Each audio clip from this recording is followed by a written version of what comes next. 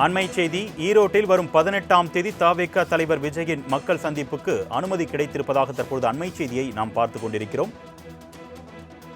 சமீபத்தில் புதுச்சேரியில் விஜய் மக்கள் சந்திப்பு நிகழ்ச்சியை மேற்கொண்ட நிலையில் தற்போது ஈரோட்டில் அவர் நடத்தப்போகும் மக்கள் சந்திப்புக்கு அனுமதி கிடைத்திருக்கிறது. வரும் 18ஆம் தேதி விஜயின் மக்கள் சந்திப்புக்கு தற்போது அனுமதி கிடைத்திருப்பதாக அண்மை செய்தியை பார்த்துக் கொண்டிருக்கிறோம். இதுகுறித்த கூடுதல் விவரங்களை செய்தியாளர் ராஜேஷ் வழங்க நாம் கேட்கலாம். வணக்கம் ராஜேஷ், தொடர்பான கூடுதல் விவரங்கள். அருணேஷ் வணக்கம். டிசம்பர் 18ஆம் தேதி விஜய் ஈரோடு மாவட்டத்தில் பிரச்சாரம் செய்வதற்கான அனைத்து ஏற்பாடுகளும் தயாராக இருந்த நிலையில் 18ஆம் தேதி அதற்கான அனுமதி என்பது வழங்கப்பட்டிருக்கிறது. இது மிகவும் முக்கியத்துவம் வாய்ந்த ஒரு பிரச்சாரமாக பார்க்கப்படுகிறது. ஏனென்றால் அதிமுகவில் இருந்து விலகி முன்னாள் அமைச்சர் செங்கோட்டையன் தமிழக வெற்றி கழகத்தில் இணைந்த பிறகு ஈரோட்டிற்கு தமிழக வெற்றி கழகத்தினுடைய தலைவர் விஜய் வரக்கூடிய முதல் பிரச்சாரமாக இது அமைய இருக்கிறது. அதனால் மிகுந்த எதிர்பார்ப்பை ஏற்படுத்தி இருக்கிறது. கரூர் சம்பவத்திற்கு பின்பாக தமிழக வெற்றி கழகத்தினுடைய தலைவர் விஜய் மீண்டும் மக்கள் சந்திப்பு பயணத்தை தொடங்கி இருக்கிறார். ஏற்கனவே காஞ்சிபுரத்தில் உள்ளரங்கு கூட்டத்தில் மக்களை சந்தித்த விஜய் புதுச்சேரியில் பொதுக்கூட்டத்தை நடத்தி கூட்டத்தில் பேசியிருந்தார்.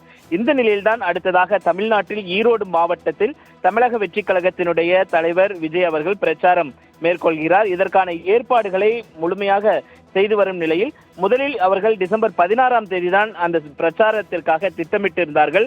காவல்துறையிடம் அனுமதி கேட்கப்பட்டது. அப்போது காவல்துறை தரப்பில் 81 கேள்விகள் கேட்கப்பட்டன. இந்த கேள்விகளுக்கு பதிலளிக்கவே 2 நாட்கள் ஆகும் என்பதால் விஜயின் ஈரோடு பயணத்தை அவர்கள் 18ஆம் தேதிக்கு ஒத்திவைத்தார்கள். இதனைத் தொடர்ந்து காவல்துறை கேட்ட அனைத்து கேள்விகளுக்கும் பதிலளிக்கப்பட்டது. அந்த பதிலின் அடிப்படையில் தற்பொழுது ஈரோட்டில் விஜய் பிரச்சாரம் மேற்கொள்வதற்காக அந்த அனுமதி என்பது வழங்கப்பட்டிருக்கிறது. காவல்துறையை பொறுத்த வரைக்குமே பல்வேறு கட்டுப்பாடுகள் என்பது அவர்கள் விதித்திருக்கிறார்கள். இதற்கு முன்பாக செய்தியாளர்களை சந்தித்த செங்கோட்டையன் விஜயமங்கலம் டோல்கேட் பகுதியில் சரளை என்ற இடத்தில் விஜயனுடைய அந்த பிரச்சாரம் என்பது நடக்கும். இதற்காக 19 ஏக்கர் பரப்பளவில் இடம் தேர்வு செய்யப்பட்டிருக்கிறது என்று அவர் தெரிவித்திருந்தார். காலை 11 மணி முதல் மதியம் 1 மணிக்குள்ளாக இந்த பிரச்சாரம் நடைபெறும் என்றும் தமிழக வெற்றி கழகம் சார்பாக பொதுக்கூட்டம் நடத்த எந்த ஒரு தடையும் இல்லை என்றும் அதே போல பல்வேறு கட்டுப்பாடுகள் விதித்திருந்தாலும் அந்த கட்டுப்பாடுகள் அனைத்தும் முழுமையாக பின்பற்றப்படும் என்று தமிழக வெற்றி கழகத்தினுடைய தலைமை ஒருங்கிணைப்பாளர் செங்கோட்டையன் உறுதி அளித்ததற்கு பின்பாக ஈரோடு மாவட்ட எஸ்பி இதற்கான அனுமதியை அளித்திருக்கிறார். அருணேஷ்,